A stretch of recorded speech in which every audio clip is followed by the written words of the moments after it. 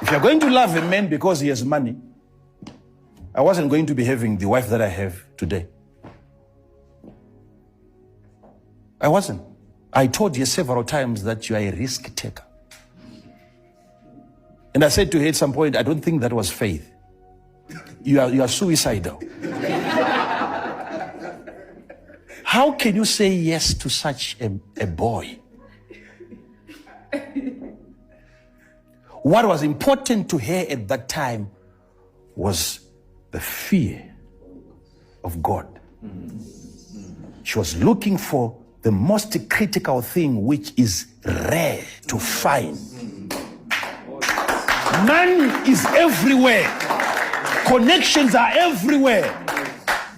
But the fear of God in a man is what you look for. A man who has no respect for God will never have respect for you. Don't be deceived. Sons and daughters listening to me, a man who cannot fear God cannot respect you.